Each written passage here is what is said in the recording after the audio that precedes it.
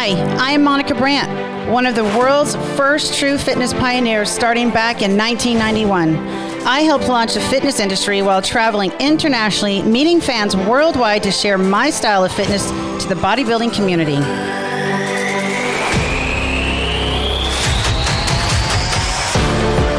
After a decade of fitness competitions, I earned one of the world's most prestigious titles, the IFBB Fitness Olympia Championships. Moving into the new millennium, I was the first IFBB Fitness Olympia athlete to transition into the new professional figure division and compete for close to another 20 years. After 15 years as an IFBB professional, I tried another organization and won the WBFF World Pro Figure Championships both 2010 and 2013. I am a true athlete and made my way into racing into the Masters USATF sprint events, placing top 3 at the World's Masters track meet in all 3 events, the 100, 200, and 400 meter races. Besides athletics, I have been honored with over 100 magazine covers both nationally and internationally. Since it's always a blessing to share with others, over the last 15 years, I've hosted women's fitness events and worked with clients, helping them discover how to live radiantly in all areas of life, body, mind, soul, and spirit.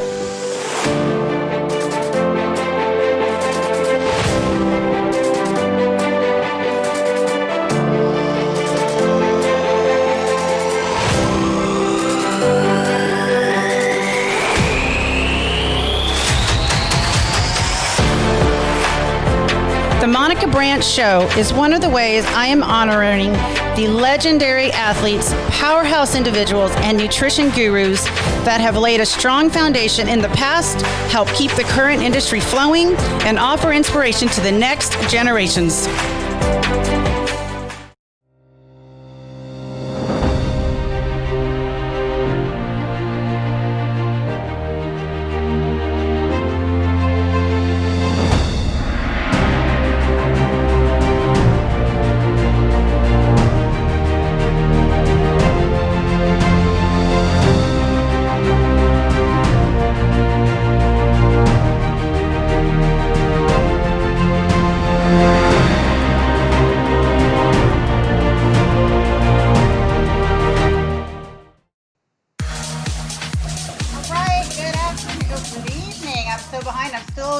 From Arizona today, and I'm a little lost on what time zone I'm in, but good evening, everyone.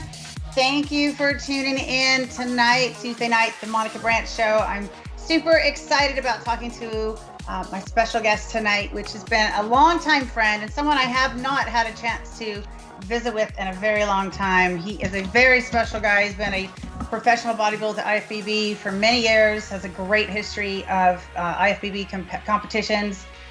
He has been on movies and TV. He's been an actor across the board, so that'll be fun to talk to him about. He's a father, he's a husband, and he is the voice of bodybuilding. Please help me welcome my friend, Bob Ciccarello. Come on in, Bob. What's up, Mo? Hello, good evening to you. Wow, it's been a long time. I know. Other than some messaging here and there, right? Yeah, that's you get the happy birthday, whatever comes up on your Facebook that alerts us as to what's going on in each other's lives. But I know, it's so good to see you. So you're still down in Florida, am I correct? You are incorrect. I'm incorrect. Atlanta, Georgia. You're in Georgia now. Okay, when did you? Because you were in Florida for a while, right? Yeah, we were in Florida for about 4 years or so. We've been in Atlanta, Georgia for about 7. So. Okay. Are you enjoying Georgia versus Florida versus California? Well, California's a mess right now. So yeah, it's much better. Florida was nice. Too hot for me. I actually like the change of seasons coming from New York. Born and raised. I'm used to the seasons. Not that extreme, of course, but. Atlanta's a nice mix. Like you get a nice mix of the seasons, but without the extremes. Like so, you get winter, but there's no snow. You get fall, which is beautiful. Spring, but it's not crazy wet, raining and all that. And summer's, it's hot Atlanta, so you get the heat and great to travel. Right, right. So we come in, my husband is in the horse business and he does all professional horse shows. So every summer we've got about a 10, almost 2 weeks stint there in Conyers. Ah, okay. Yeah, that's up a little more north, horse country. Right. It's beautiful there. I mean, where the show is and the whole landscape and everything. Sure. And we just come in and everyone's in tank tops and hats and ponytails, right? Well, the girls anyways. The guys yeah. Oh, the horses have ponytails too. But so how far are you from Conyers? That's not too far. I'm going to say it's about 40 minutes north. I'm about 30 minutes south of the airport. So I'm in a place called Peachtree City. It's the golf cart capital of the world. Oh my gosh, beach. So were you, because you came from, California, New York, California, and Florida all have beaches. So is that why you went there so you could still have a beach theme? There's some beaches around, but yeah, it's not like California. Of course, you can't beat the ocean and all that. And right. Fort Myers Beach was great. You used to spend a little time there, but we got some family here and all that. And like I say, for travel, it's fantastic. Actually, ironically, when I was in Florida, everything came through Atlanta, pretty much for where you're traveling. So it just cut out some, the middle leg for me. So it's been good for that. Can't complain. That's good. Well, are you out of hurricane kind of territory as well? Good. Yeah, we get none of that. I mean, actually, any bad weather seems to go up north more. So just the way the jet stream works, but it kind of cuts the state in half going towards the northeast. So we tend to miss everything. Our weather tends to be more like Florida, where Atlanta gets, like I say, all the jet stream stuff going on. So they will get snow and they'll get, any of the bad stuff that's going on. So you definitely want south if you're going to be moving to Atlanta. Okay. Do you get snow where you are? Every 5 years. Yeah, you'll get literally the year we moved, it snowed like for 1 day or 2 days, and then it all just disappeared, and that was the end of it. And right on cue, about 4 years later, almost 5, same thing. Got another one day of snow for the kids, and that was the end of it. Yeah. So. Well, we don't get a whole lot of snow here, but when we do, it sure is exciting. We're like, oh my gosh, it snowed. Everything's shut down for 24 hours. And then and then it's gone. Hey, I made my first snow angel a few years ago when it snowed here in the area that we live in Texas. I've never made a snow angel. That was pretty fun. Yeah, that was 2 minutes of fun you'll never get back. Right. Oh, that's funny. And it was very fresh snow because it was by the barn, and the barn, there's nothing there. Like there was no animals or people, so it was super clean snow. So it was awesome. Yeah, that's great. That's great. So, how's Tasha? Tasha's good. She's doing great. Still doing her marketing stuff and all that. And Melania, who you remember as a baby, is now. Oh my gosh, how old is she? She's going to be 14 next, 2 months from now. So, it's time's a flying. Yeah, she's a teenager doing her thing, talking about driving already and all kinds of crazy stuff driving. Well, maybe in a couple of years, all the self-driving cars will be out, so you won't have to worry about her getting her license. Yeah, trust me, these kids are nuts these days. There's plenty of other stuff to worry about, but they grew up quick. Everything they told us, it's all coming true now. Right. Did your parents ever say, Bob, I hope that you have children someday just like you, and that you'll be able to experience yourself and your child? Yeah. Any difficulties now, my mother revels in the idea that, if you think it was easy raising you kids, you get all that commentaries. So it's all right. How many siblings do you have? I've got 2. I was the lonely, neglected middle child, so I have an older brother and a younger sister. So they're both actually back up in Rochester, New York, along with my mother. She's still up in New York. Oh my gosh! I bet you were hoping they were out of there. My mother, she was actually down in Atlanta for a while with us, and then I had to kick her out. I had to send her back to New York. She just. She didn't have any friends down here. She wasn't doing nothing. I'm like, Ma, you're going to rot away in that chair of yours, playing your little board games and her things, words with friends. Get out, go do something. All her friends are up in New York. So she went back. She loves it. I mean, she's got, we've got a lot of family up there still, and all her friends are there. My father passed away some years ago, but him and all his, ironically, all the husbands are gone. They're all dead. And, but all the wives are still around, so why don't you guys you go on a cruise? Go do something. You ain't broke. Go have some fun. Now, tell me, how far is Rochester from kind of where all the crazy stuff's happening in New York? Is that a long ways away or short way? Yeah. That Rochester is in upstate New York. So Rochester, Buffalo, Syracuse, it's all on Lake Ontario area. So we're actually closer to Canada up there than you are New York City. Okay. Just to give it would take a good 6 hours to drive to get into the heart of New York City, where you could be in Canada in an hour and a half. So. Wow. Okay. So she's kind of out of some of that nonsense. Thank God, because the Cuomo de Blasio show is a complete farce right now, and it's a mess. So. I know, right? Anyway, it's I know. Well, tell me how you guys are doing with COVID. Like, how has it affected you positively and negatively? Because I know for us, it's been a positive and a negative in some ways. I mean, I don't subscribe to the whole notion. I mean, I'm not a conspiracy guy. Like, I don't think it's not real or doesn't exist or anything like that. It's real. It exists. Believe me. The thing is, I mean, what they've hyped it up to be is so wacky. It's so crazy that all this stuff is completely unnecessary. These masks, these things. Listen, they messed this up from the start. You don't quarantine the healthy people. You quarantine the sick and the old people. Right. That's what they should have done from the start. And listen, it's not like we haven't had viruses come around. I mean, there's 100 of them, that have come around since the beginning of time, And recently, you've got H1N1 and Zika and West Nile and Ebola. I mean, you can go right down the line. And they've all got their various differences of potency and, spreadability, that type of thing. But the bottom line is we never used masks. We never had to do distancing. We never shut the world down. Right. And they shouldn't have done it for this. I mean, that was a grave mistake. And they say, well, people are dying. Look at people. If you're 98 years old and you've got a compromised immune system, and anything is going to kill you. If you get the flu, you're probably going to die. If you get pneumonia, which is very common, you're probably going to die. So it's not like it's anything out of the ordinary. What they escaped from, and you and I know this from being in this game many, many years. It's the immune system that you got to be working on and getting in the gym, eating healthy. Who's the most susceptible? People with diabetes, people that are overweight, people that are inactive, people that you go right down, the old, the weak. Keep yourself in shape, eat fairly clean, push yourself away from the table once in a while. And, or the TV. Bottom line is you got a real good shot. You got a 99.987 or whatever it is now chance of not dying. You got a better shot of winning the lottery or getting struck by lightning. For sure. I know. I've been hearing about these. Sorry, I'm just moving something closer to myself here.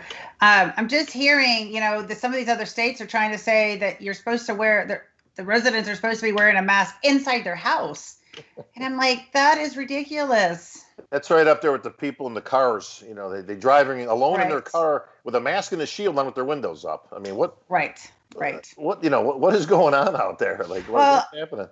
When I walk around, and my husband and I are the same page, and we're, maybe going out to eat or grocery store or something. Like, I understand you walk into the grocery store and it's kind of the rule, you put it on unless you want to, So I get that. Otherwise, you got to do. Right. But when you're in the parking lot, like, why do people have to wear these? And so what it just boils down to is, you look around and there's like you and maybe one or two other people out of 100 or more that are not wearing a mask in the parking lot. And it's like, it's going to come down someday, if it gets worse, to a very small amount of people that think in that way. Right. I've said from the start, listen, like any virus, you can look through the history. They all run they run their course. They're about a 2-year gestation period. They run their course. They peak out, people develop immunity to it, herd immunity. This vaccine's a complete farce. They haven't come up with a vaccine since we were kids, and you got polio, stuff. They haven't come up with a vaccine for anything. Does anybody remember when Zika ended, or H1N1, or pick something that's fairly modern, right? Does anybody remember when like the news came out and they said, okay, and today they never came up with a vaccine for anything. Right. It was never discussed. Like, it just disappeared from the news. Oddly enough, these come around every election cycle, but that's a whole other story. But and it just kind of disappeared. Like, you just didn't hear about it anymore. Now, all of these things are still around. If you look at stats, and anybody can look them up on Google or whatnot, everything's still around. Like, there's still people who die of H1N1 or Zika or West Nile or any of these things still today.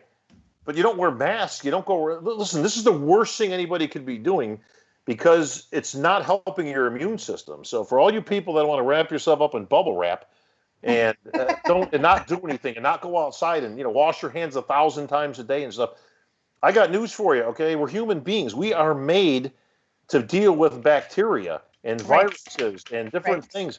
That's how your immune system builds up. Right. If you don't build it up, you're going to be susceptible to anything. That's why there is no second wave. And I don't want to get off on a tangent here because we can spend an hour talking about this nonsense. But there is no. Everybody's saying, well, it's a second wave. The second wave. There's no second wave. This is all part of the first wave. Okay. All this is the people that hold themselves up, and now they came out. Well, listen. Some people get it. Some people don't. I mean, that's just the way it goes, and the way it works in life. But. Anyway, for sure. Well, I know that we're on the same page, and it's good to know who's in your corner when it comes down to stuff. If you need to know, hey, quickly, Kona, I don't see any comments. Are we live on Facebook? Because I wanted to ask our giveaway questions and thank our sponsors. And I don't see any comments. So there we go. All right. I was like, I know we're live, but I don't know. There's tons of comments. Jeez, I thought it was just me and you shooting the breeze. I know, it was, but it's all good. So I wanted to just say thank you to all of our viewers coming in. It's nice to see wash hands. Equipment saying Big Bob. So I wanted to say hi to everyone. Thank you guys for joining us tonight. I'm sorry, I'm looking over here at my monitor, and I got to look back over here. I'm still, learning this hosting thing, but I'm so excited to have you on, Bob. And before I get any further along, I have I'm going to do one right now. I have two giveaways.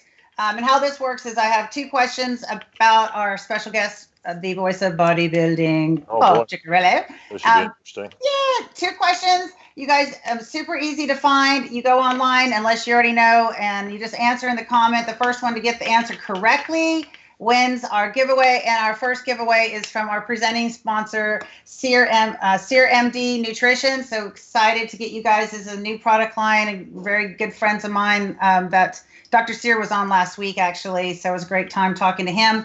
And he's a owner of this company. So I'm super excited to share this nutrition line with everyone. So, okay, guys, the first question, whoever gets it right first wins the CYRMD Nutrition goodie package. So what year did Bob retire from the IFBB Pro stage? Ready, set, go! And you have to answer in the comments. I know. You know. Yes, of course you do. It's all in there. So speaking of bodybuilding, Bob, can you kind of take us back a little bit? Because I was reading, a little bit about your history. And I just, tell us about how you got into bodybuilding, because you were super young. Yeah, that's good. So we're going back way back to the 1970s when disco was king.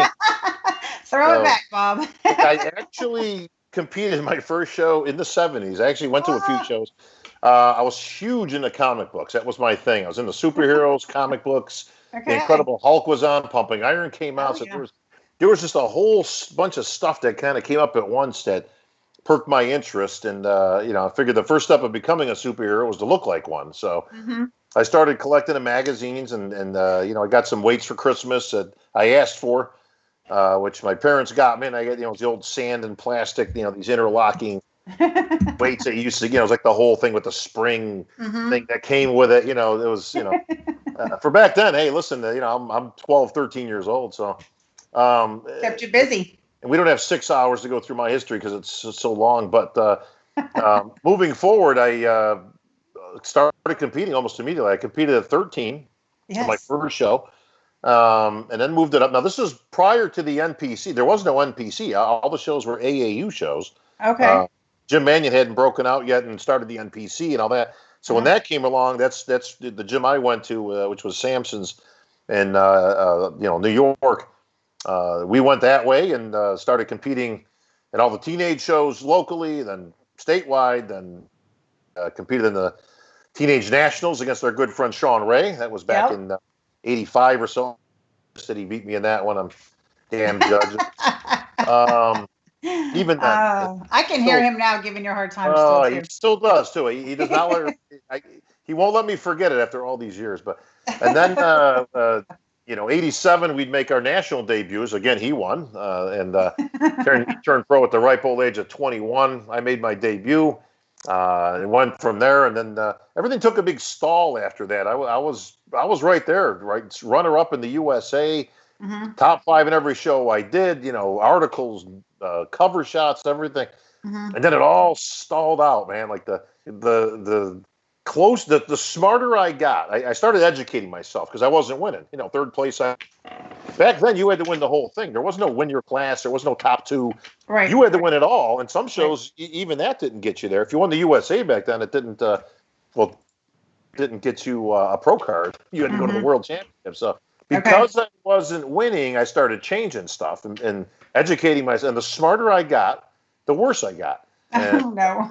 it's almost. I swear, it's almost like I was better when I was stupid. I didn't know what I was doing.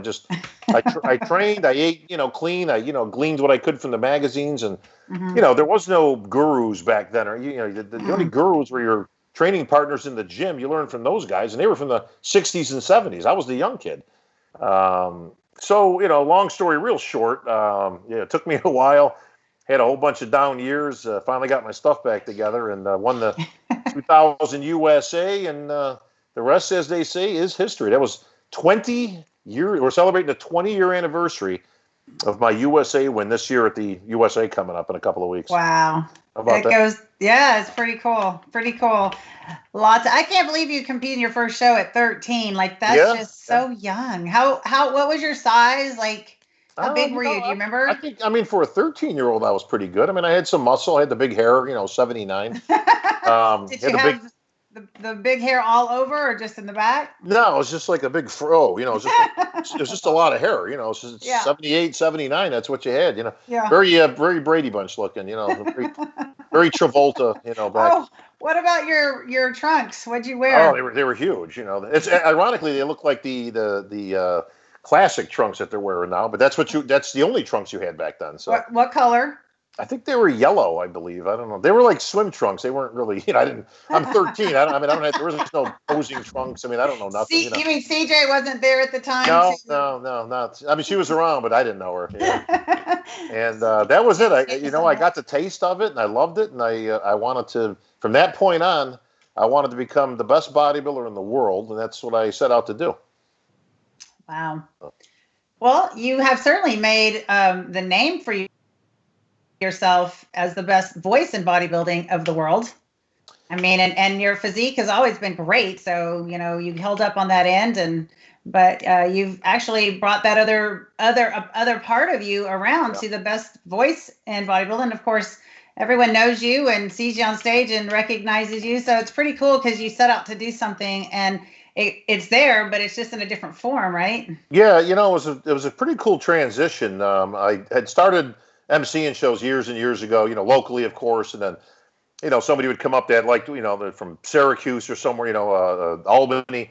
Hey man, I like what could you do my show? And that's sure, and I started. That's how I started. I started expanding and doing more and more shows and all that. And when I did my last show, which the year will be, I will not say since you're.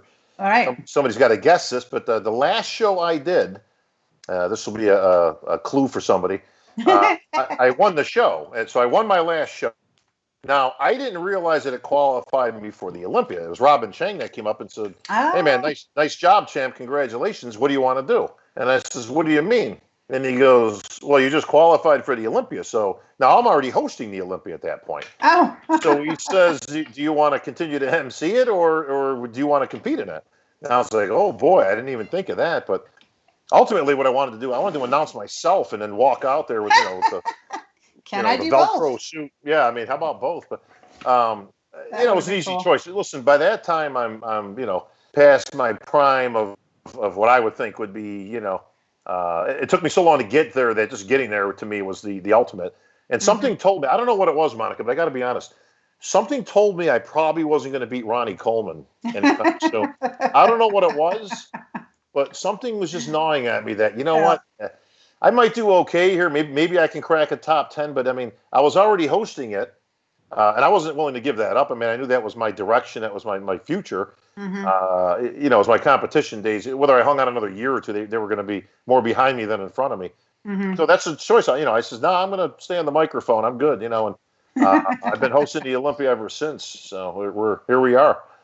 Wow. Well. Speaking of that year, I think we have Kona. Is it who? Did you find one? Let's see. Yep, it's Quitman. Quitman Spalding is 2006. He's our winner He of is the correct. night. That was the show I was just talking about. It was the Masters Olympia, or the Masters World Championships. They kind of called it two different things, but I made that my last show, and you remember this, Monica. I was with bodybuilding.com at the time. I was the face of them for about 7 years, and we made a whole production out of this with Travis Chapman and the Chapman Group. Yes. They did a whole oh my gosh, Travis. Yeah, remember they did a show and all that stuff, the Fit Show. Yes, because I remember co-hosting that. Yeah, that's right. Like during the day or something. I think it wasn't the Olympia. Well, they did a whole bunch of things. Oh my gosh, yes, I totally forgot about that. Yeah, we did a whole series. It was like a 12-week endeavor. They followed me around, and we, in the gym and this and that, and I was able to come out on top, and that was a great time to say thank you, good night, everybody. So. Thank you and good night. that was it. Yeah. There's so many things that has happened in the past that unless you're, we're talking and you get to hear the people's stories, like it's hard to remember all the awesome things.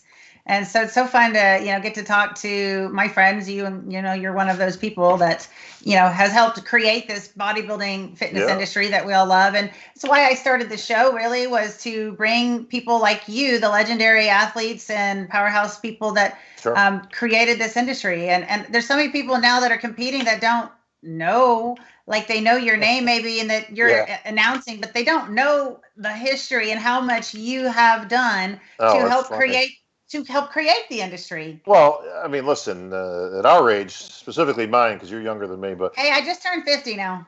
Yeah, you're right behind me. I'll be 55 next week, actually. Oh, so that's right. You've got a birthday, December 1st. It's kind of fun. Yeah, December 1st. It's kind of funny because you can't. The kids today, listen, it's so diverse. It's so bigger than when we were in there. I mean, listen, you were around when there was only a couple of women's divisions. Like that was it. Now we've expanded greatly. Right. But it's funny because I'll get a young girl or guy that comes up at some point, and they only know me as the voice. Oh, you're the guy with the voice, and you're the voice of bodybuilding and the Olympia guy, Yeah. They don't know. They'll say, but somebody will come up and they'll go, hey, boy, I didn't know like you were a bodybuilder or, that you won any shows or, it's like, man, I Googled your name and all this stuff came up and yeah, Google's your friend, but I walk the walk, but you can't blame them. I mean, listen, they don't know who I am. They don't know who a lot of these people are. Right. And that's fine. Listen, it's, these kids you got to remember, they're 20-something years old. I got ties older than them that I wear at them. Well, they don't want to, the thing is a lot of them don't want to do any research. They don't want to find out kind of, any history. And I guess that's true for what we're looking at in our whole country right now is like people don't want to visit the good history and the good parts and the bad parts and figure out how this country was formed, right? But we won't go back there again. But I was always when I started, and to this day, I've always been a collector of memorabilia in bodybuilding. So I've got stuff. I mean, I've got some really cool stuff. Like I've got the first program from the first Olympia.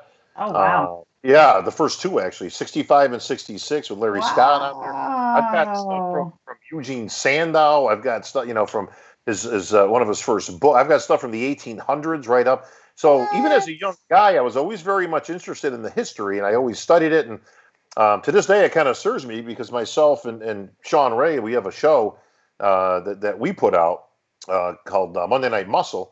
Mm-hmm. That's we started this year, and we get a lot of accolades, of course, because we're both historians of the sport.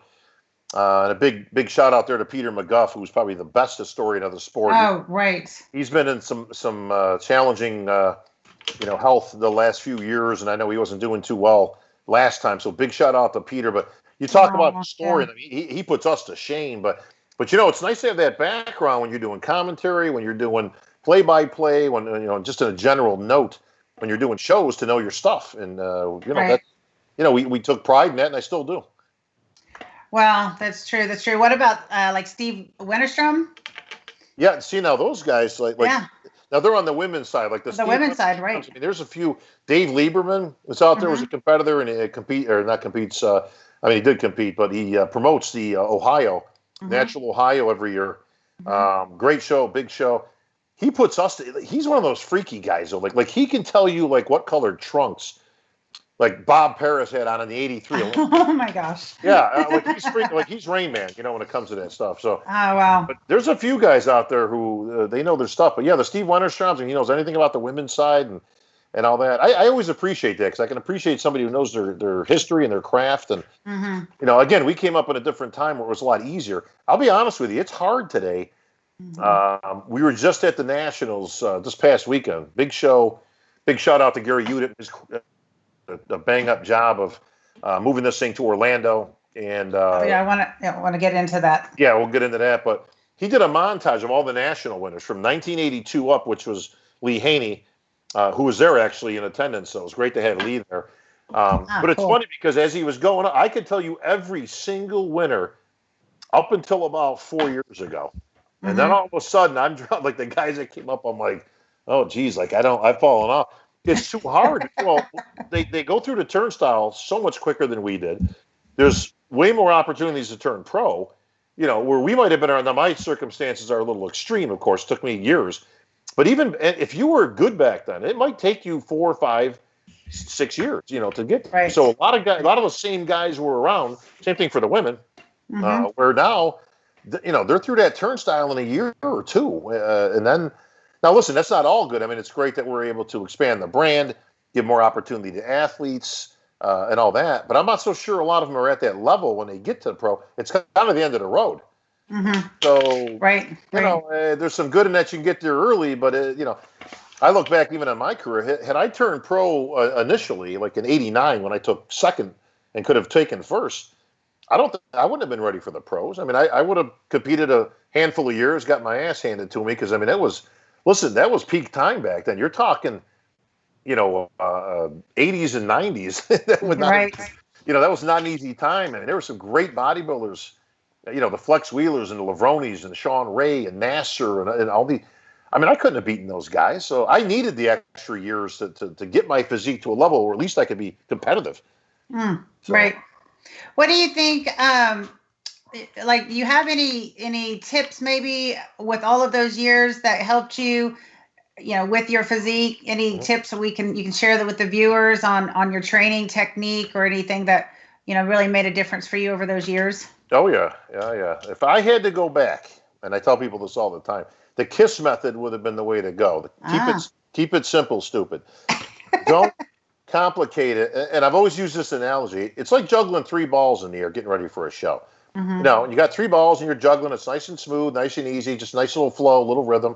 Well, when you start overcomplicating things, it's like you keep throwing balls. So by the time you get there, you're juggling 10 balls now, which is obviously a lot harder to do. But here's where the problem comes in, Mo.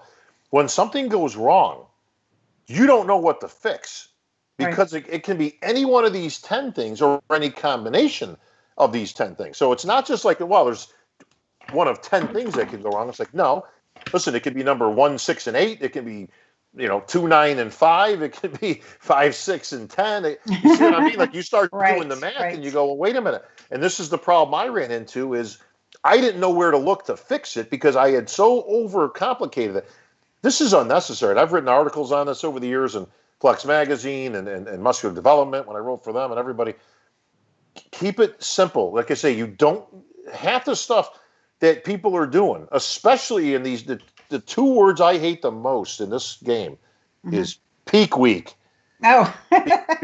First of all, it just sounds stupid. Secondly, by the way, we never said that back in the day. You'll catch nobody from the 80s and 90s who ever used the word peak week, okay? Right. Kind of like hammies, okay? No, it's hamstrings. Okay? We don't train hammies. Some things just irk me, but here's the bottom line. Peak week destroys more physiques than any other single thing in bodybuilding. More physiques are destroyed in the last 48 hours of prep. Now you think about it, right? You've been dieting for 12 weeks. The whole thing's a depletion phase. Right. Now, we did some stuff that wasn't particularly right back in the 80s. We were just learning a lot of the technique, the newer stuff. Cardio made its appearance, things like that. We depleted too much, but if you look at the physiques of the 80s and the 90s, they far exceed the physiques of today. So even though we blew some stuff because of lack of knowledge, and again, all things progress. Everybody gets smarter, hopefully. you start learning some tricks of the trade. The one thing that's never changed is, again, keeping it simple. So if I got any advice for anybody, it's like, don't overcomplicate it. Keep it simple. Don't deviate a lot. The one thing I noticed from the best bodybuilders in the world is most of them don't do changing much of anything in the last 3-4 days. They don't change nothing. They just, they guide it in. It's like landing a plane on the runway, just nice and easy, nice and smooth. Touch the wheels down, glide into the show. This gigantic carbing up process and sugar loading, or listen, any extreme gets an extreme reaction, and it's usually not for the better. So just keep doing what you've been doing for the last 12 weeks. Well, I know that I've worked with people for years on helping, on the low end. I would never want to work with someone that's like pro level. Right. I like to work with people that are brand new, and it's super easy to work with them, and they see huge results right away and all that kind of stuff.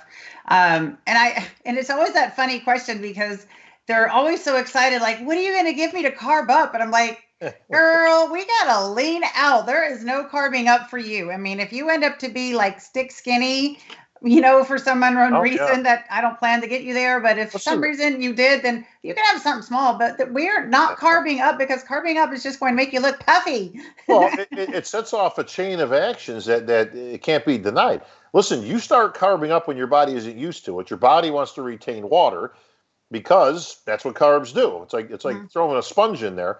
Now it's going to start sucking up water. Well, now all of a sudden you're holding water. Well, now you got to take some diuretics or something, because I can't be watery. Now, again, it just starts a whole chain of things. And like the stress from it. You didn't have, then you got the stress, because now I'm smooth. Oh my God, I'm going to blow now your cortisol levels. Now you got to take something for that. You see what I mean? But just in this little 1 minute dissertation, all of a sudden you got problems that you can't correct, when before you did any of it, you were fine. You woke up that morning, you look great.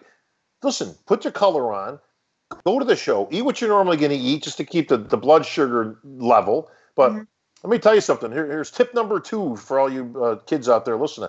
There is nothing that you can consume backstage. And I see this today. I just saw it this last weekend. There is nothing you can consume backstage that's going to make you look better on stage. Nothing. That's good. All this sugars and sweets and things, I see all kinds of weird stuff. And candy and honey and whatever. There's nothing. Listen, if you've cut let me just tip 3. If you've cut your water off, okay, and you start eating stuff, the stuff can't go anywhere. Water is your transport system. So if you cut water off and you keep eating food, where's all the food go? Well, it stays right here in your stomach. That's why you see people with that high stomach thing on stage, because none of that food's, first of all, your body's not that good. I mean, in 20 minutes, that stomach gets, gonna pull the muscles up. It's like, what do you think this is, man? Your body takes time to digest and absorb and do things. That's hours and hours, right? Don't do anything backstage, and don't over pump. All these bands and things I'm seeing, and pumping endless push-ups. It's like, look at anybody who's trained in the gym knows that when you train legs or you do this and that, you actually start obscuring definition. Right. So get a little heat moving around, get a little blood. That's it. But don't start over pumping, because it's not going to help your physique on stage.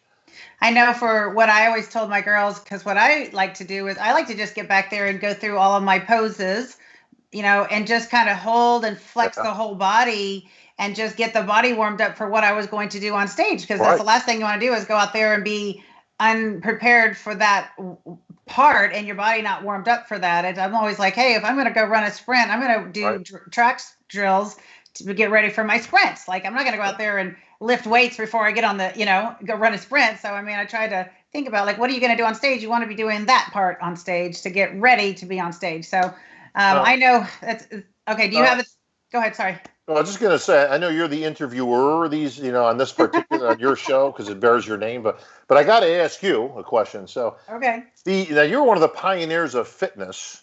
Thank you. In those early days and all that. So when you watch fitness today and you see the Oksana Grashinas and the Whitney Joneses and all the, these girls are fit, what do you think? Like, what do you think about the level of competition? Is it cool? Is it something you're like, wow, like that's really something like, we never would have done? Or like, what do you think when you're watching that?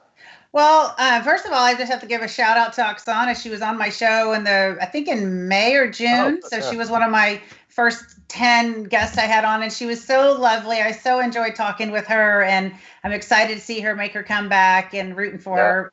But I am extremely impressed. I mean, because not only do you have, this amazing physique built around, and then you've got these beautiful routines. So I'm really impressed. However, I do have to give a shout out to Mia Finnegan, Carol Simple, Dale Tomita, Susie Curry. Like, those girls had top routines.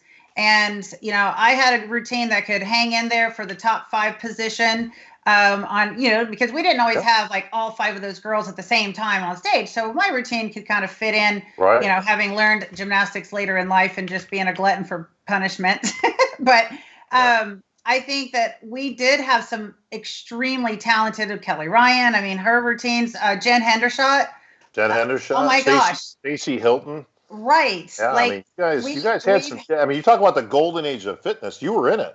We certainly had really spectacular routines across the board. So I don't know that, it's always been there, right? It's always been there. Yeah. I don't know. And maybe now it is at a different level because, like you said, everything always kind of evolves into getting more and more. I don't know about that. I think it's kind of like the bodybuilding. I think you guys, I mean, like I say, that bar was so high back then. I mean, you know what the difference is? And I think it's the same for fitness as it is for men's bodybuilding, because that's my thing, obviously.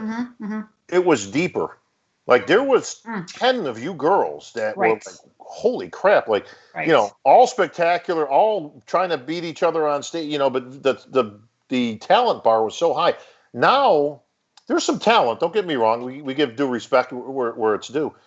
But it's, it's 4 deep, or maybe 5, but it's about half of what it was. And I see the same thing with physiques. There's some outstanding guys out there, but once you fall off about 5th or 6th, it takes a nosedive at some of these shows where it's like, wow, that guy wouldn't have really, again, we can't compare anything. We can't wax everything nostalgic, I know, because then we sound like the old people. So, well, back in our day, and I hate doing that, but the bottom line is like, listen, I can't chalk it all up to being old now. I mean, some of it I do see, and I try to give it all. Listen, like the Phil Heath, and he's coming back this year. You're right. Phenomenal. I mean, listen, could he have competed? Yeah, absolutely. And he would have been beating some of those guys back then. Trust me.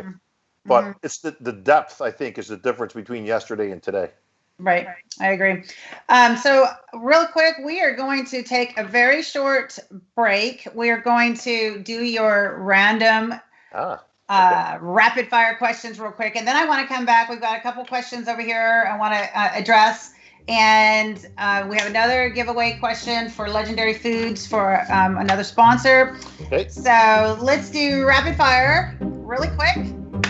Well, I'm not real quick, but I know you're probably really quick. So, okay. I am. Anyways. Okay. If you could be one famous female competitor, any event, and walk in her shoes for a week, who would it be? Oh, Monica Brant.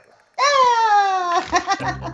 Come on, that's easy. Oh my gosh. Okay. I should have said besides me, but thank you, Bob. That's fun. If I had to pick, I know it's rapid. If I had to pick a runner-up, I'd say Linda Murray back in the day. Oh yes, right. I see she's doing some good stuff too. I want to come back and we're going to talk about Monday Night Muscle. Monday Night Muscle every Monday. Yeah. Okay. Describe yourself as a teen in 3 words, Bob. As a teen? Yeah. Oh boy. Let's see. Energetic, lady killer. What age lady?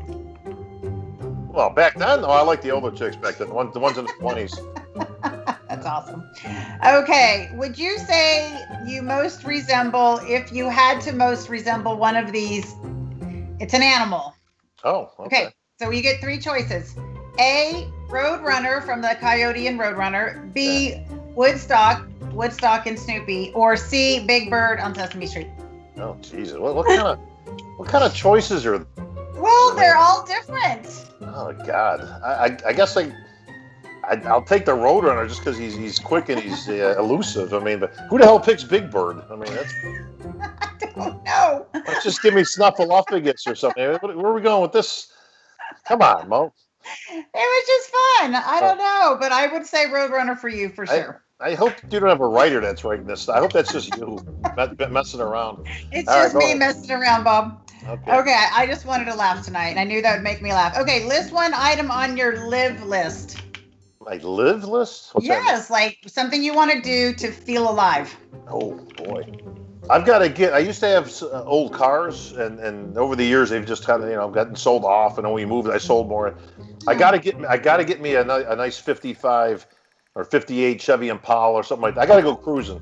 Okay. I'm a throwback to the old days. If I was alive in a different life, it was the 50s, and I was a greaser. So I gotta get back. Well, you know what makes me feel alive, man? Getting in an old car and just cruising. Okay, side note really quick on that story. My dad won this old Model A Ford it must have been in the 70s. He won some drawing, and he won this car. And it had a rumble seat in the back. It was black, and he thought it was the coolest thing. Him and my mom in the front, me and my brother sitting in the back in the rumble seat, right?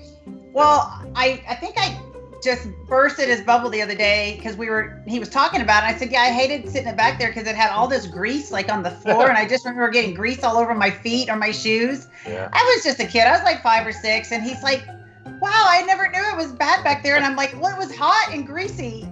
And I'm like, that's what I remember. And he was like, I remember it's really cool to drive down the road in that thing. And I'm like, well, the Rumbles, I mean, that was out of the 30s. I mean, but they had hinges. I mean, that's how the whole thing kind of tilted back. And so there was probably all kinds of grease fittings and things. It wasn't, you're talking about the 1930s here that they made those. So yeah, so you can probably understand my dad. That was big for him. And then he had to get rid of it and all that. Okay, name 2 healthy foods you eat that you wish you didn't have to. 2 healthy foods I eat. That you wish you didn't have to. I'm not a big vegetable guy, so I pick any kind of greens. It's just rabbit food to me. It's just a filler. I'm a rice and steak and potato kind of guy. So I would go with just pick any 2 vegetables. So no bok choy? No. If I can't pronounce it, I'm not eating it. Okay. Okay. Last binge food, speaking of food, last binge food item that you've eaten. Oh, last binge food. That's, they sell these. I go to Costco's, and they've got these. It's called s'mores. It's like a bag of s'mores. I mean, it's just chocolate. It's a bag of s'mores. Yeah, well, I mean, but they're all like clustered and stuff with the marshmallow. I swear I could eat bags of these. Like, I gotta actually stop myself and then you're just gonna feel ill like for the rest of the night. But I bought half a bag of that last week, and. But now I'm gearing up. Thanksgiving's coming up, so there'll be some more binge eating coming up. Right. Okay, name 1 thing Tasha does as a wife to help you be the best version of you. What doesn't she do? Let me tell you, without her, I mean, she's the glue, man. Like, she keeps it all together. She's the business mind. She does the taxes. I mean, that's her stuff, man. She's good. So you're just a pretty face. I'm just a face here. Yeah, the face is I love it. It's not easy being a kept husband, It's not. Okay, favorite daddy-daughter date? Oh man, we got a whole bunch, but we used to go bowling, although she doesn't really do that all. Here's the problem. We used to do all kinds of stuff, but now she's going to be 14, so it's getting to that age where it's not cool to be with dad, anymore. So, but we have our little things. Like, we go to Kobe. It's a what do you call it? Japanese, steakhouse type of thing. Okay. So that's one of the things we like to do. Or, again, I can't wait to get an old car. She just rolls her eyes because she sees her ancient cars. Oh, so. You wait till you get that super cool car, and then she's going to be like, whoa, yeah. Her, so I'm going to drop her off at school, and she's just terrified that we're going to show up in this old, she's 14. She thinks she can't picture it. No. Yeah. She would be embarrassed. And I can't do it. So just real quick, my dad picked me up from the airport today because I flew in today from Scottsdale, and he picked me up, and I took my dad. He wanted to go eat at Luby's, and I'm like, I don't want to eat at Luby's, Daddy. Did you, Luby's, are those still around? They are, and he was so bummed. He's like, did he make you sit in the rumble seat when he picked you up? No. So I said, look, I'm going to take you to lunch where I want to go. So we went to this little place right down the road, a little cute Italian place, and we shared some wine, and so I still have fun with my dad. And I'm, 50 years old. So it still is nice to do those things. Sure. Okay. 2 more questions. If you could relive one show, either changing it or keeping it as is to relive it again, which show would it be? To relive it again, I gotta go to the USA. I mean, that was it for me. That was my Olympia. That was everything. It took 13 years for me to get there, from the first time I stepped on a national stage. So right. If I'm reliving anything, that's it for me. Even over my Masters World Championships win, I'll take the USA any day. Awesome. Okay. Most embarrassing moment on stage, either MC or competing. Do you have an embarrassing moment? Maybe you don't. Not really. No, not that hopefully not. Yeah, hopefully the comments won't start lighting up. Okay, then let me change the last question. Yeah. Name your favorite glute exercise that we can. I like to ask all guys because it's good. It's good to hear what guys think. What's the best glute exercise for men or women? For men or women. Well, listen, for the chicks, it's easy. Listen, any of those things you guys do are entertaining to watch. That seems to be the thing these days. Every girl's got a glute video, so that guys don't train glutes. Like that ain't happening. Okay, well then tell the girls what's the best glute exercise. Squats all day long. Okay, there you go. Yeah. You heard it from the Voice of Bodybuilding. Yep. Awesome. Okay, we're going to take a really quick break. While we go on break, you guys, the question for the Legendary Foods giveaway is, what character did Bob play when he toured with American Gladiators in 91 and 92? What was his name on the tour? So you guys go check that out. Don't go anywhere except look for that. We'll be right back in just a couple minutes, and we're going to keep visiting with Mr. Bob Ciccarello.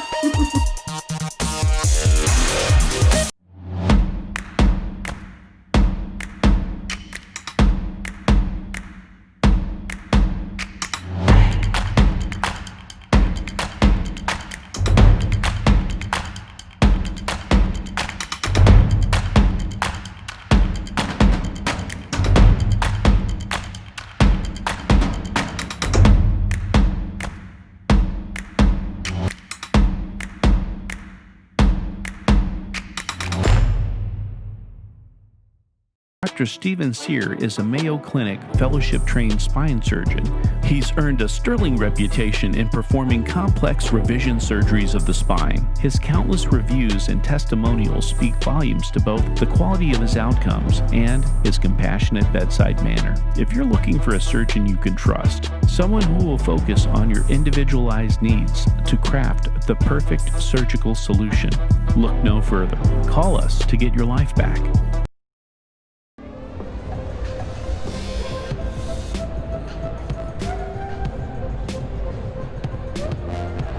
Hey guys, we're super excited to be here at the LA Fit Expo. It's our third year in a row. And what we're going to be doing today is we're going to be launching a tasty pastry. It's a low-carb Pop-Tart. It's got 3 to 4 grams of net carbs. And we love this show. This is our best place to be in LA.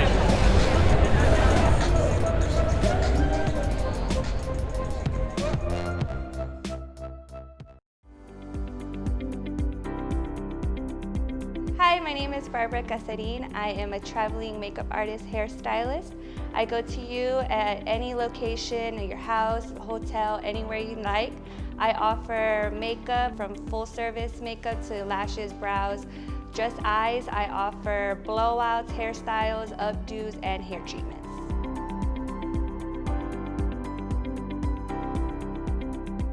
Dr. Stephen Sear is a Mayo Clinic fellowship-trained spine surgeon. He's earned a sterling reputation in performing complex revision surgeries of the spine. His countless reviews and testimonials speak volumes to both the quality of his outcomes and his compassionate bedside manner. If you're looking for a surgeon you can trust, someone who will focus on your individualized needs to craft the perfect surgical solution, look no further. Call us to get your life back. All right, hello again. Thanks for tuning in here. This is the Monica Brant Show, and I am Monica, your host. We've got on tonight's special guest, my good friend Bob Ciccarello, the voice of bodybuilding.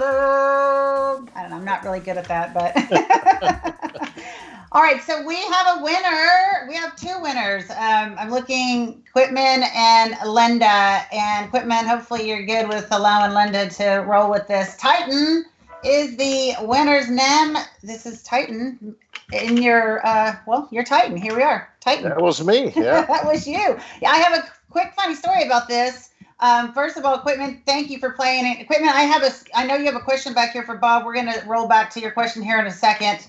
And I wanted to give a shout out to a couple of people. Sherry, thank you for joining. And John Butler. Do you know John Butler?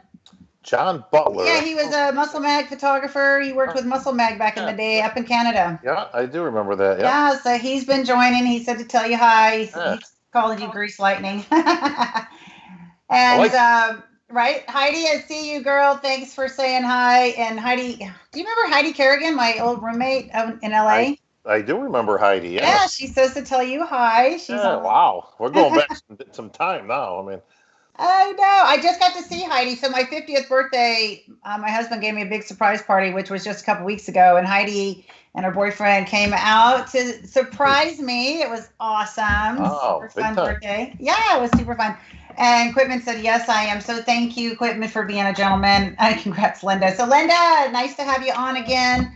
I will be getting, I believe I have your email address. I know you've sent it to me before, but if you don't mind, info@monicabrant.com, and I will get you hooked up with that Legendary Foods, awesome, tasty pastries, and all their goodies. So super excited. So, okay, so 92, San Antonio, American Gladiators came to San Antonio, and I ended up to be an alternate. Oh, wow. So you must have been there. And I was. Yeah, and I was so thankful that I wasn't one of the competitors because, like, I am not aggressive in that nature. Yeah, right.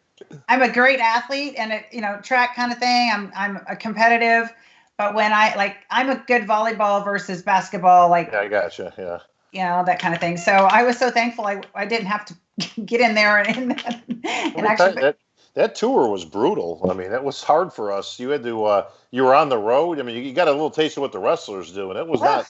Yeah. Let me tell you, you would shoot 2-3 shows a week, so you'd be rolling into San Antonio or whatever. You're beat up from being on the road for weeks, doing show after show after show, and you're going against people that made they used to have the tryouts in all these cities. They're coming in, they're fresh. They want to kick your ass. They got their family there. The whole.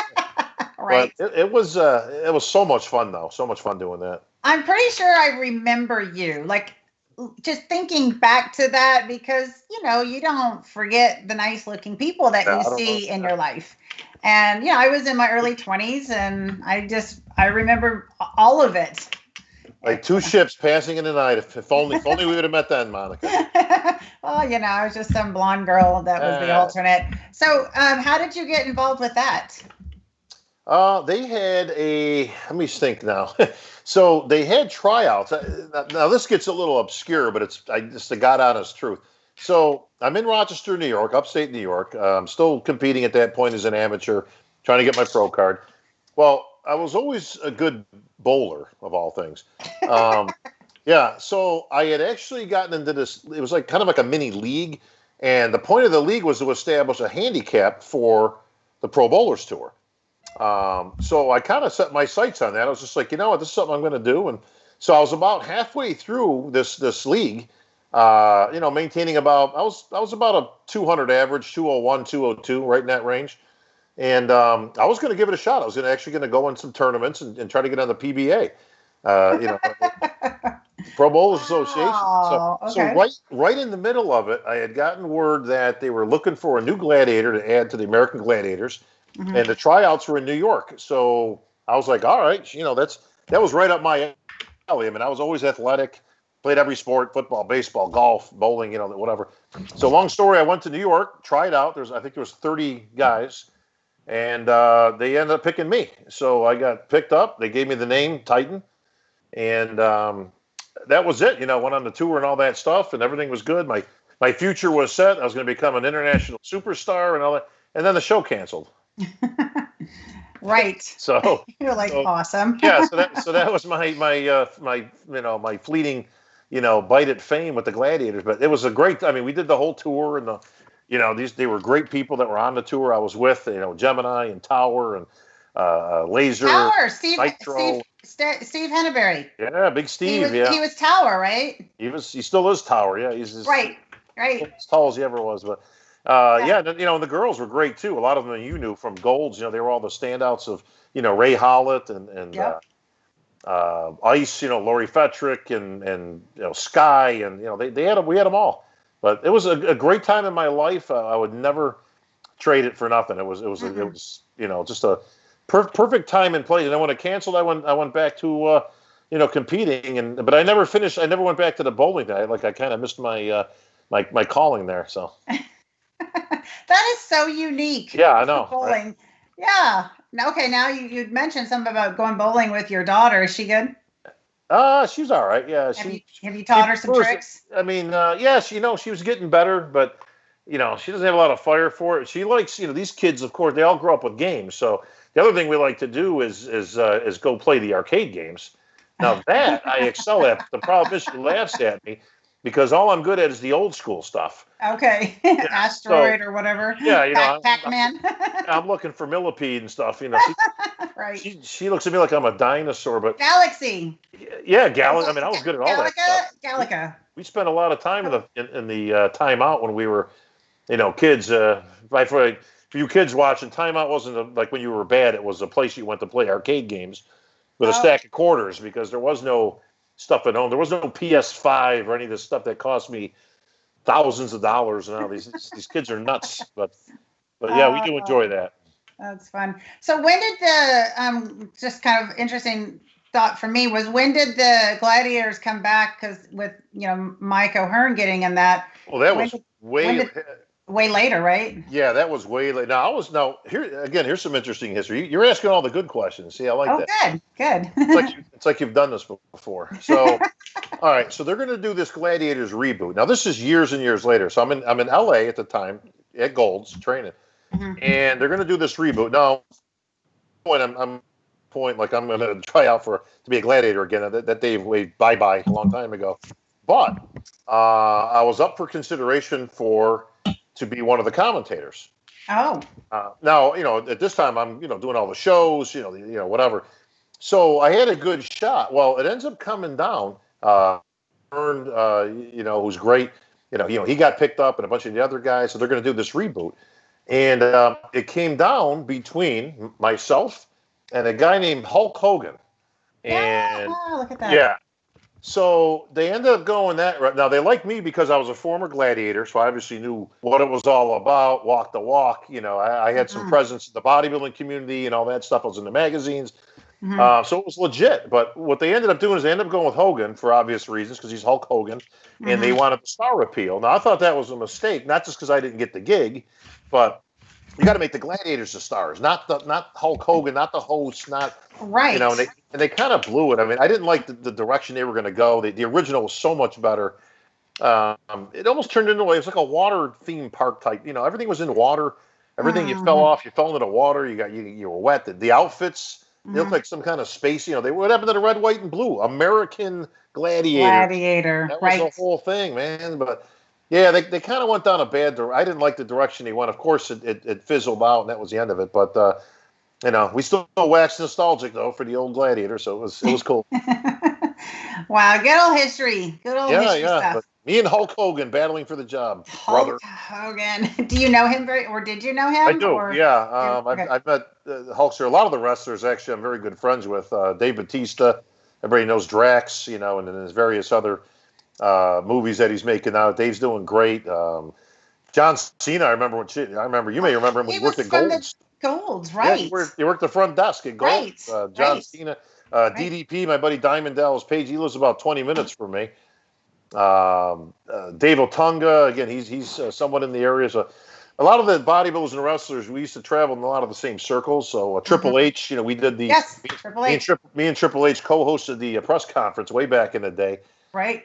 2004, 2005, somewhere around there. But Stephanie McMahon. I met Stephanie and her brother Shane. This is going way back in about the 91, 92 area when the WBF came around.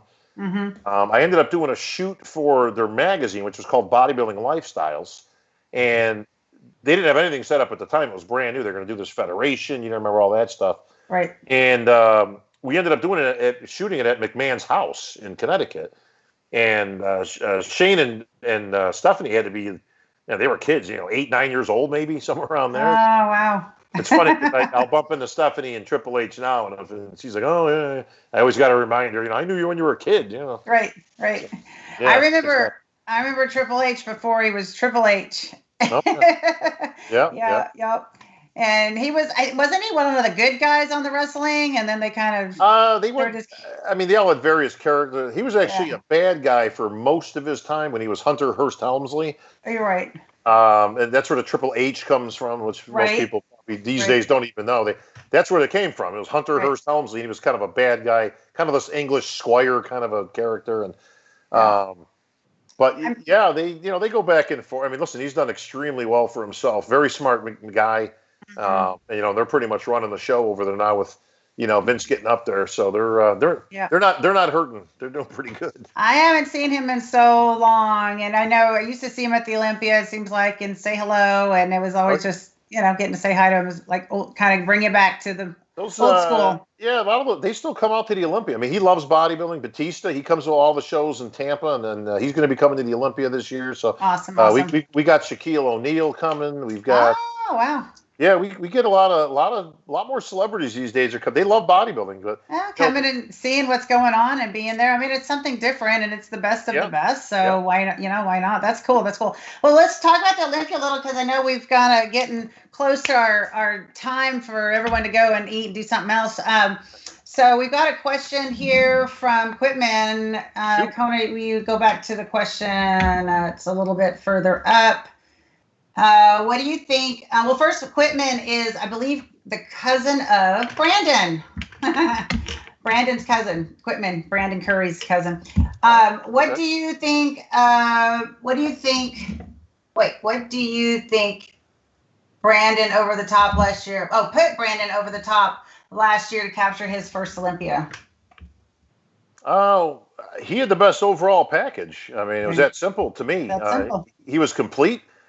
He had it all. I mean, he brought up the legs to match that incredible upper body. Everybody thinks his legs ain't weak. His upper body is just so big that he's had to bring up his legs to match them. So, but his legs aren't small. But listen, he put the work in. He took himself out of his comfort zone. Went to Kuwait, trained there, away from his family, away from his business, away from the USA. Right. And I couldn't have been happier for a guy to take that title. He's such a gentleman. I mean, he's probably the best representative I've seen for all things considered. And not to take away from any of the rest, because I think Phil's very good and some others, but since Lee Haney. So it's hard not to root for Brandon. He's such a good guy. That's huge. I'm sure he would love to hear that. I had him on my show just a couple weeks ago. He was on. I had him and Brandy. They came on as a couple, and he was over in Kuwait. I guess he's there in Kuwait, right? Yeah. So probably he was not there. Too much longer. We're getting there now. Where he's probably going to be heading over. And well, I think he told me. Well, what he said on the show, unless things have changed, he said he was going to go straight to the show, maybe like a week or two early. Well, hopefully they got that set up, because with all the COVID nonsense, hope that's not a problem. And I'm sure he's got it. I'm sure he's got his ducks in a row. Brandon's very smart guy. So I don't think he wanted to go home first. I think he wanted to be able to go straight to where the show was going to be. And I'm assuming they've got to do some rearranging now that the show's moved. But I agree with you.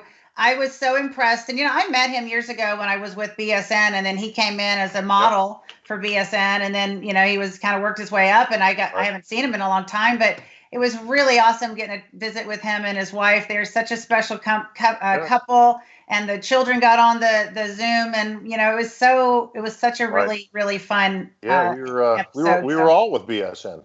Yeah, right. That's right. The good old days.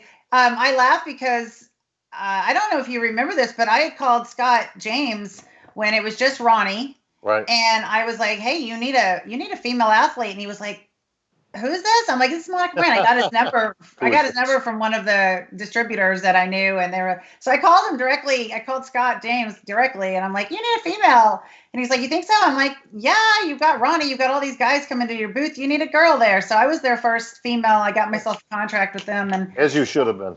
Oh, thank you. That was some fun times for sure. But so let's talk a little bit about the Olympia, because it's just had a big change in venues. So I'm just going to ask you, what's going on with that? Where's it going to be? And share about that, please.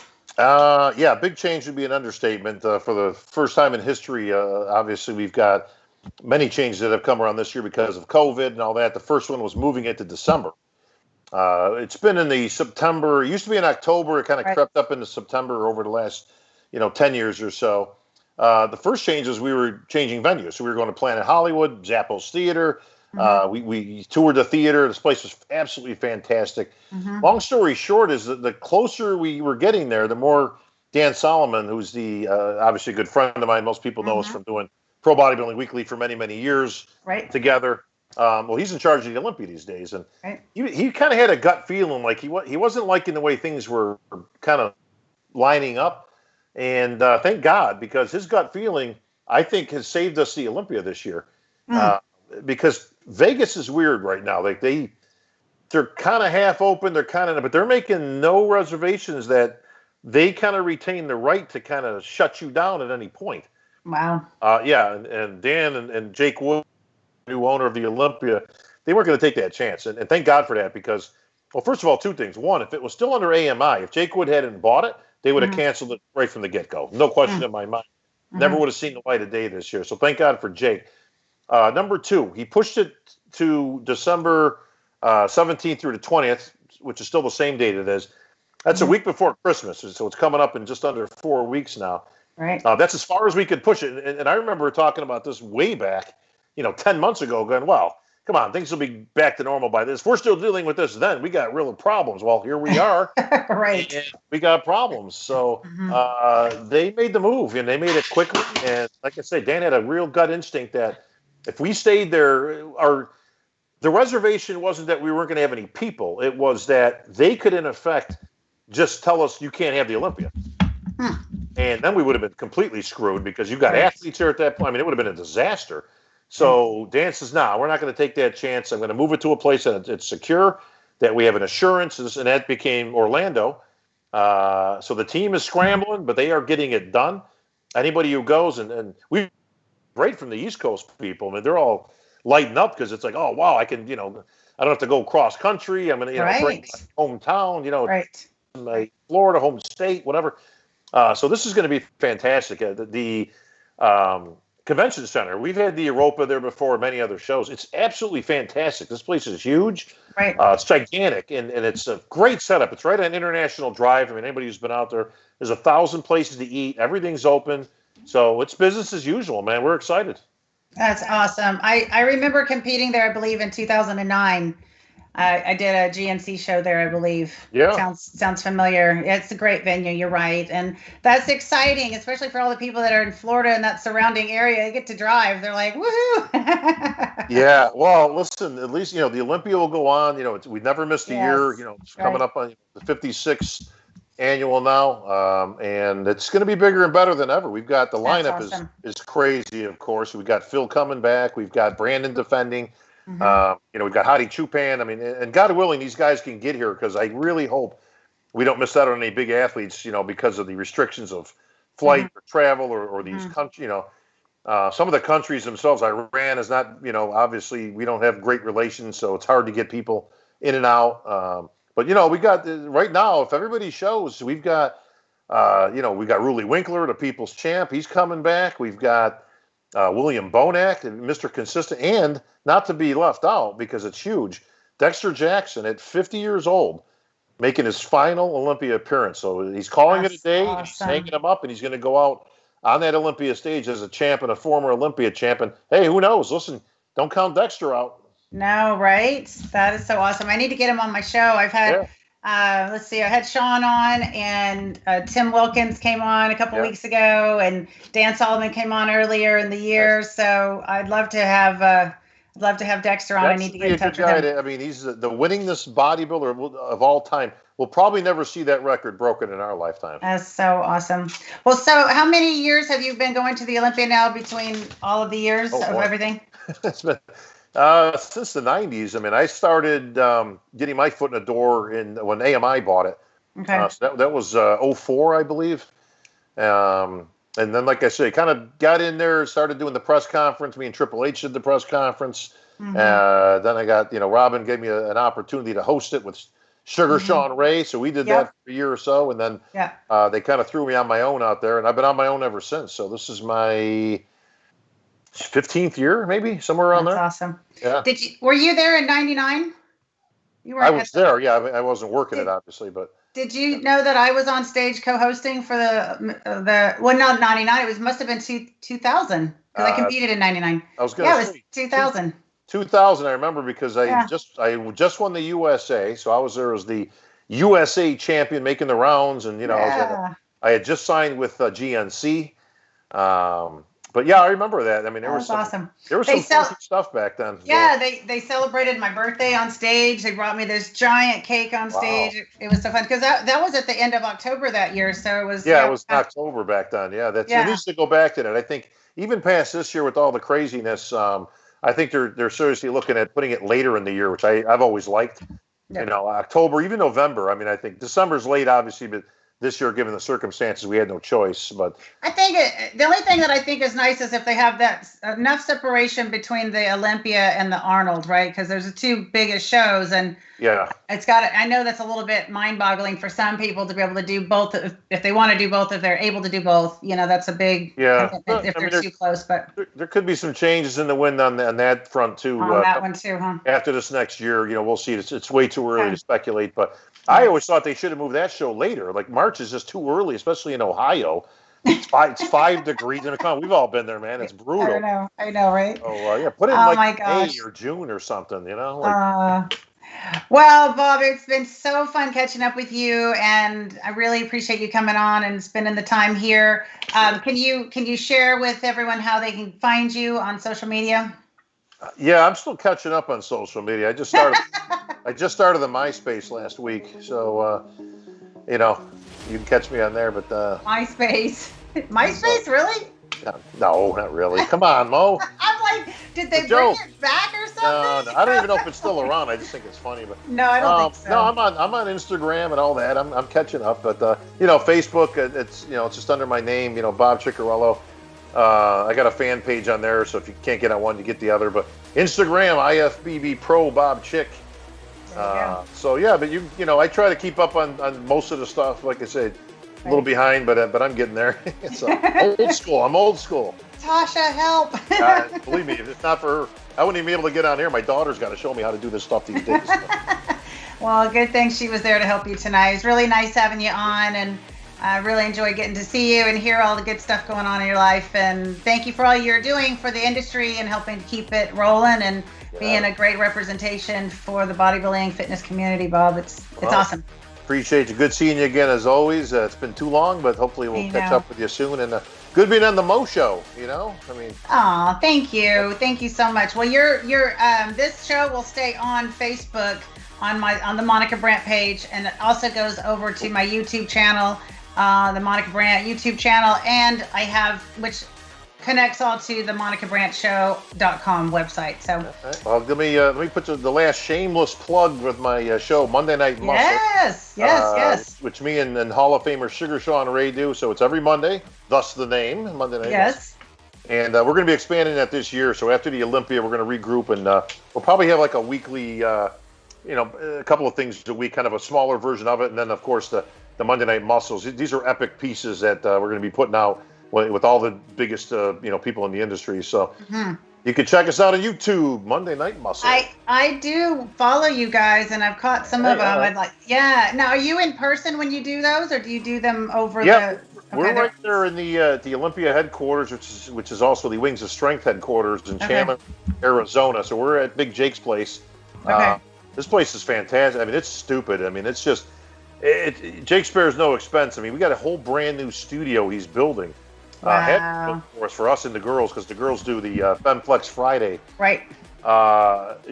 Which they do. So we've got crews coming and going, but it's a whole studio, like with the glass partition and the whole thing.